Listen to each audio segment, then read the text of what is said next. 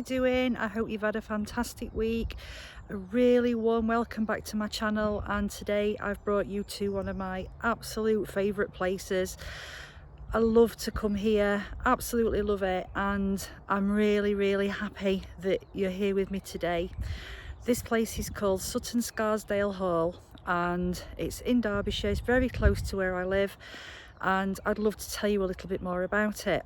And while we're here, we're going to talk about some things that I really wish that I'd known before I started practicing witchcraft. Now, these things might be the same as what you've had in mind, they might not be, but yeah, let's have a bit of a chat. I've got coffee, I've got plenty of time, so come on, let me show you around. So a little bit of geography for people who are not from around these parts. We're at Sutton Scarsdale, a small village in northeast Derbyshire, and we are looking over the M1 motorway, which is one of the major motorways in the UK, and it links the cities of Leeds in the north and London in the south. So it carves a path right the way through this landscape, and you can see for absolutely miles. And what I love about this place, one of the things I love about it, is that you can see the seasons changing really clearly. At the moment, everything's looking so lush, it's absolutely gorgeous. The oilseed rape is blooming in the fields, the trees are in full leaf, and it's just absolutely stunning. Now, we've not got a blue sky today, but what we have got is an absolutely amazing sky. I'm hoping that the rain holds off, but it doesn't matter if it doesn't, because this is a beautiful place. It's a lovely place to be calm and still and just gather thoughts if you're feeling a little bit fractious. One of the things I really love about this place is that I can see my beloved Bolsover Castle in the distance. Another really special place that I love to spend time in, and I will take you there at some point and show you a little bit more about it. And yeah, I think you'd really enjoy it there. I always stand in this spot when I come to greet the sunrise on the solstice morning in the winter. The view to the east is absolutely stunning, and on a clear day the sunrise is just amazing. For the last few years I've not been very lucky and it's been rainy and foggy, but this place is still really magical. I don't know what it is about it, but I don't know, I just love it. It's one of those places that I need to be when I need to clear my head, have some time to myself, and just plant my feet on the ground for a little while. So the hall itself overlooks the view that I've just been talking about. Now, this used to belong to the Arkwright family, who were key players in the Industrial Revolution here in the United Kingdom. The family owned a huge textile mill in Matlock, which is not far from here, and this was the family home. Now, as I understand it, it's been derelict for a very long time. The roof came off sometime around the early 1970s, I think, and it's now managed by English Heritage. It's a managed ruin, so they are actually busy at the moment just shoring it up inside, because it is quite dangerous. You're not allowed in it at the moment, which is a shame, because I would have loved to have shown you around it. But yeah, it's still absolutely gorgeous. It's a beautiful building, and I'm really happy that you're here with me today so that I can let you have a closer look at it. This is the north facing side of the hall, and this would have been the main entrance where visitors to the house would have come. The entrance for horses and carriages is round on the other side, and I'll show you that in a second. Inside the hall itself, you can see the old plasterwork on the walls. I bet it looked absolutely amazing. I have seen some photos of what it used to look like in its heyday, and it looked absolutely stunning. I will try and find some pictures to add into this video for you to have a look at, so that you can see what it was like. As I understand it, the actual interiors are now in a museum somewhere in the US, and I will try and find out where they are. because if it's in your neck of the woods, you might like to go and have a look and tell us what it actually looks like.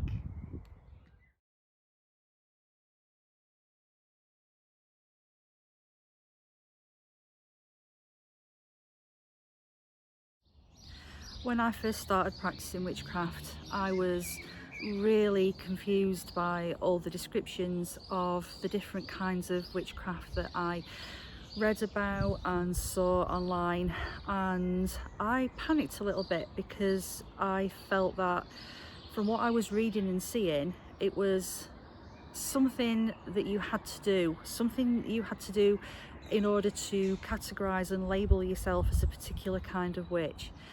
It's only now, after many years of practice, that I've thought about this, and I really wish that somebody had told me that you don't have to do that. You don't have to do that at any point in your practice. It doesn't matter how far along the path you are. If you choose to, that's fine, but there's absolutely no need to. You can look at all the different paths of witchcraft, Wicca, whatever, and you can pick the bits that resonate with you. One day you might find that a particular aspect of a certain type of craft resonates with you, and another time you might not. So the point I'm trying to make here is that it doesn't matter. You can be whatever kind of witch you want to be. You can label yourself if you want to, but you don't have to. And that's the one thing at the top of the list that I really wish that somebody had told me. The second thing that really struck a chord with me when I realised that this was true is that you don't have to work with deity if you don't want to. Not every witch has a particular deity that they align with. Some do, some don't, some do for at particular times in their craft, and some don't have them at all, and that's fine. Particularly the older forms of witchcraft, where deity was not even something that was a thing really, and traditional witchcraft doesn't follow deity. The Wiccan trends, not trend, but the Wiccan craft does tend to have deity that a lot of its followers align with. Now, in my particular craft, I identify closely with Demeter, goddess of the harvest, and I've also worked with Hecate, one of the goddesses of the underworld, along with Demeter, but that doesn't mean that my craft is centered around them. It may be that I call on them to help me in particular times of need, but it's not something that I ascribe to for my entire craft. My craft is nature-based, and I think that that's true of a lot of the witches that I know personally. They all tend to do the same kind of thing. They will have a particular goddess or god that does resonate with them and that they do follow, but it's not the actual basis of their craft. I understand that now, and I really wish that in the early days of me setting out along the path that I'd known about that, and that it's not compulsory, and if you don't want to work with deity, you absolutely don't have to. I think that when you first start practicing witchcraft, everything is so new and exciting, and you want to know everything there is to know straight away. Well, the thing is, you're never going to know everything. That's one of the absolute joys of the craft, I think, is that there's always going to be something that is new to learn and to find out. And one of the things that I found out pretty quickly, and with pretty severe repercussions, is that magic is not the solution to every problem. Now, I know that that might disappoint a lot of people, but I really wish that somebody had pointed it out to me in the early days, but I was on my own, and so I was making mistakes, I was finding out the hard way, and I actually think that that might be not a bad thing, because I think that in order for a lesson to really go in, you do need to learn it the hard way. Now, one thing that practicing the craft has taught me is that you need to try and use every mundane method to solve a problem before you even consider casting a spell or any other kind of magical working in order to provide a solution to what's happening. It's a hard truth, because we'd like to think that we can do something magical to fix everything, and the truth is that we can't. The other truth about magic is that there's no point in casting a spell if you aren't going to do the work in the background to help it along.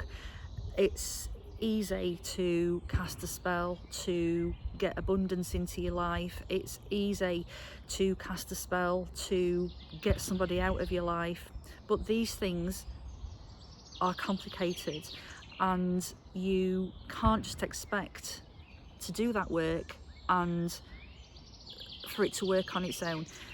You have to put the work in. You have to take steps to bring the abundance into your life. You have to put the work in physically. You have to be prepared to change your mindset. You have to be prepared to do something different to what you're already doing, because if what you're already doing isn't bringing you the result you require, you need to change it. And magic isn't the answer to that. You are the answer to that. You can cast the spell to give your working a little bit of a boost, but it isn't going to do the work for you. And that's something, yes, I wish that somebody had told me, but also I'm quite glad that I learned the hard way. Fortunately, the ultimate outcome was fantastic for this particular incident that I'm telling you about, but it was definitely a lesson learned, because the path towards it was horrendous and it was a life-changing event. It's not something I'm going to go into, it's in the past now, but I'm glad it happened because it got me and my husband to where we need to be. But I didn't think it through, and it was a painful time and it caused a lot of problems. So yeah, bear that in mind when you're working on spells. Think about the long term. You can't create a void. Something has got to take the place of what you're trying to get rid of or what you're trying to change. It's a really important point, and we will get into that in more detail at some point in another video, but for the time being, that's the point I wanted to raise about casting spells and magic not being the solution to everything. One of the things I noticed when I first started practicing witchcraft was the number of adverts on social media, particularly Facebook at the time, for witchy diplomas and degrees and witchcraft courses, and they were all certificated, they were all official looking. And I remember thinking, wow, is this something that other witches do? Is this something that is really important? Is it something that I should be thinking about doing? So I did a little bit of research, and the first thing that I noticed was how expensive these courses were, and the second thing I noticed was that all these people who were running and designing these courses were just people like me. They were normal people, and they had absolutely no other qualification than that they were practicing witches. And it suddenly occurred to me that this was just a money-making thing, and I felt really sad because I know that a lot of people would have actually fallen for this, if you like. Now, your money is your own to do what you want with, and if you want to spend your money on these courses, for want of a better word, these diplomas, you do you. You spend your money how you wish. If it helps you, that's absolutely fantastic. But the point I'm making here is that you don't need these courses. The certificate means nothing, and there is nothing that can be taught in these courses that you won't be able to find in the books that we've spoken about recently, in, you know, YouTube videos from trusted witches who are living the craft and who won't charge you for what they're telling you. So please don't waste your money is the point I'm making. I know that I've said, you know, you do you, but I'd hate to think of anyone spending money unnecessarily and thinking that it's going to give them some mumbo jumbo qualification at the end of it, because it won't mean anything. And while I'm at it, I've also noticed that there are hundreds of different witch box subscriptions available to buy. I've seen lots of unboxings on YouTube, and I look at them and I think, yep, they're really, really pretty. You know, there's some lovely things in there, but again, they are ridiculously expensive. And the thing that bothers me about them is that you will just pay £20–30 for one of these boxes that'll show up every month, and there's only going to be a few things in there that you might actually use. Now, a lot of the things I've seen in these boxes, I would take them out, I would look at them and think that's pretty, and then I'd never use it again. It would either go on the shelf or it would end up going to a charity shop. And to me, it's so wasteful when you can easily pick up any bits and pieces that you need from second-hand shops. A lot of it might be what's come from witch boxes, but you can buy herbs easily and for pennies from Whole Food shops, and from, for example, like the zero waste shop that we've got in the building where I work. You only need to buy small amounts, and I don't like the idea of creating lots of waste unnecessarily. And when these things get delivered, they're quite extravagantly packaged, and it doesn't need it. Now, I'm not throwing shade at anybody who subscribes to these boxes. If they bring you joy, then that's fantastic. But the point I'm trying to make is that when you're setting out on the path of the witch, trying to get yourself organised and get your thoughts in order and get whatever kit you think you might need, you can do this much more easily than by just buying a generic box that's got stuff in that isn't going to work for you, that you haven't chosen. That's the point. You need to choose these things. These things need to speak to you, and you need to find them in your own time. So please don't waste your money, and yeah, have fun choosing your own things. So this would have been the main entrance to the hall that sits at the top of the long sweeping driveway that you saw when we first came in. This would have been where the horses and carriages came in, and the passengers would get out and the riders would dismount. And can you just picture what that must have been like? It must have been absolutely amazing to see. What a gorgeous setting. And if there's one place and time that I could come back to, if I could, it would be this place, just to see how beautiful it looked and what life was like here then. Learning about Sabbats and the Wheel of the Year is great fun. It's really interesting, and there will be some festivals or Sabbats that resonate with you more than others, and you do not have to celebrate all of them. You don't have to celebrate any of them. You might choose to celebrate a particular one year, and then the next year you just might not feel it.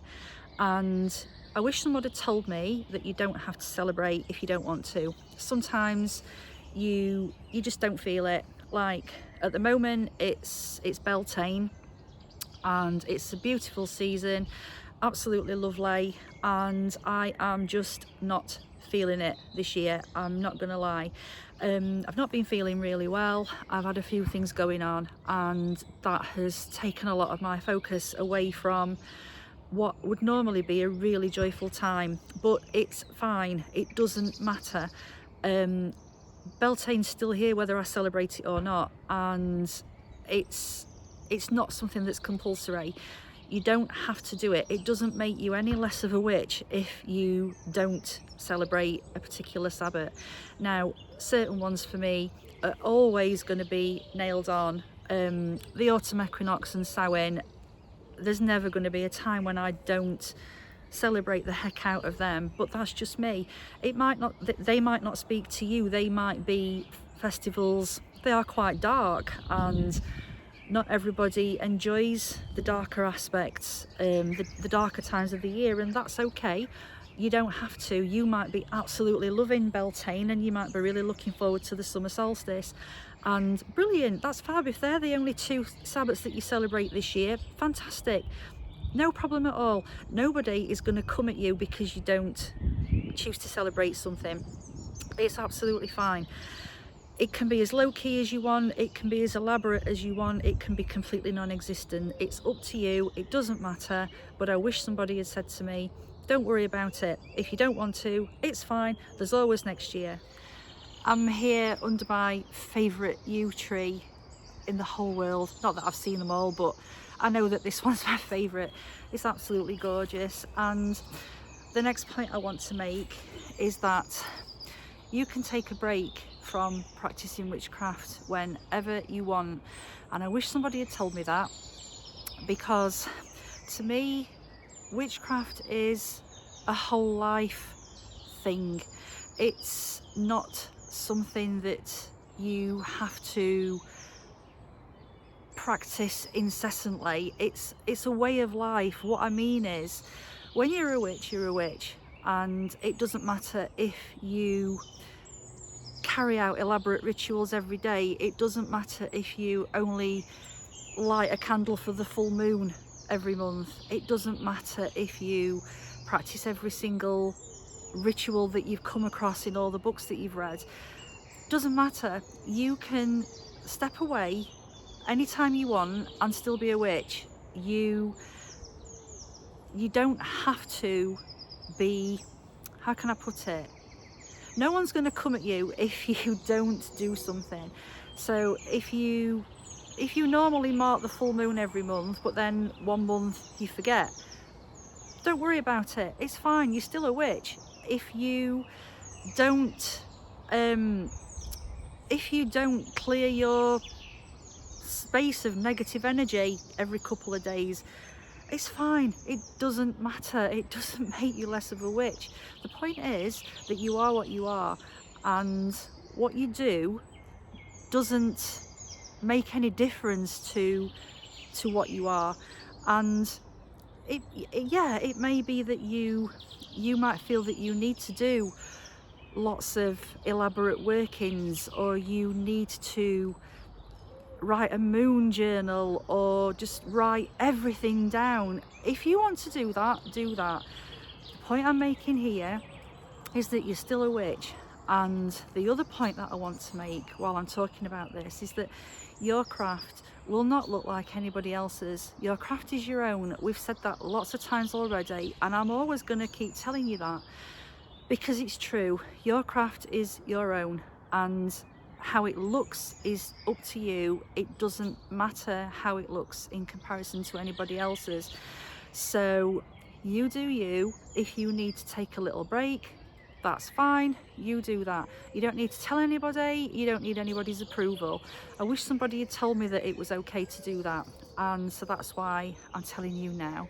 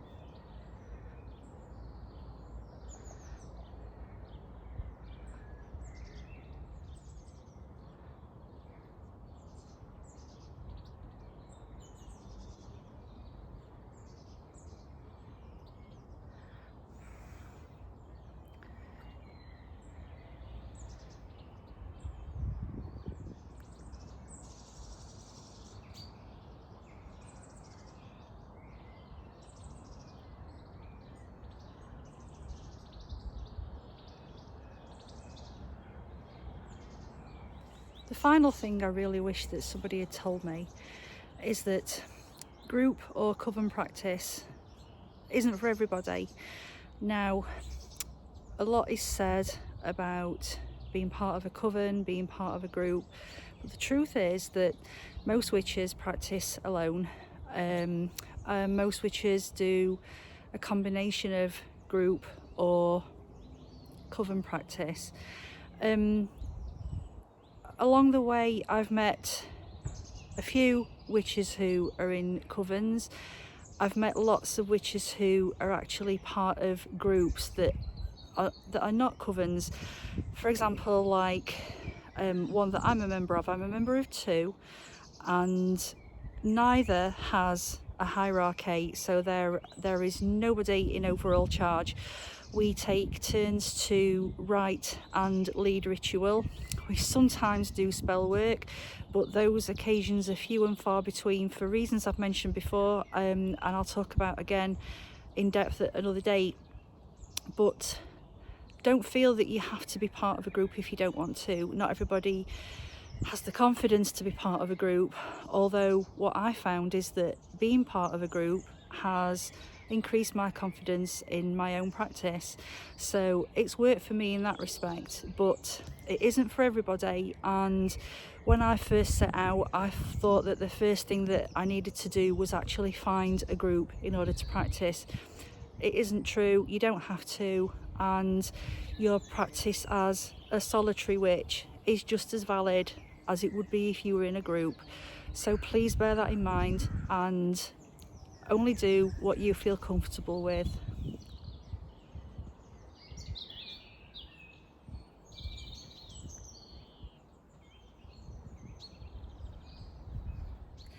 I'm back in my car now with my cuppa, and I've been thinking about the things that we've talked about today, and I really hope that some of them have struck a chord with you, and I wonder if some of these things are things that you've thought about as well.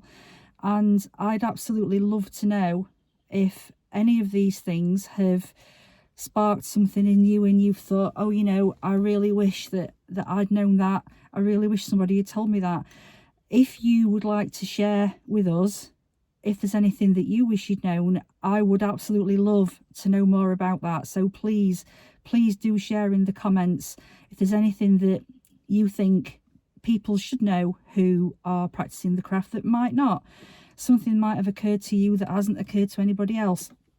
And I think it's really interesting to hear what other people have to say about what they've discovered on their pathway. And I really hope that you've enjoyed being here with me today. I've absolutely loved being here. I've really needed to be up here for a little while because, as I say, I've not been feeling too good, and I've really enjoyed the calmness and the quiet and the bird song and the beautiful shades of green that are bursting into life all around us now, and I'm really taking some comfort from that. But there is one thing I just want to say while I'm here, and it's come at a really good time, because yesterday my little channel passed 1,000 subscribers, and I could not believe it when I saw the number click over, and I am absolutely astounded that so many people are here. And I just want to say an absolutely massive thank you to everybody who has taken the time to subscribe and who has watched my videos and commented. I read every single one, and I try to reply to every single one, and I just want you to know how thankful I am and how absolutely blown away I am that so many people are here, and I'm just thrilled to bits. And I don't really know what I thought would happen when I first started posting YouTube videos.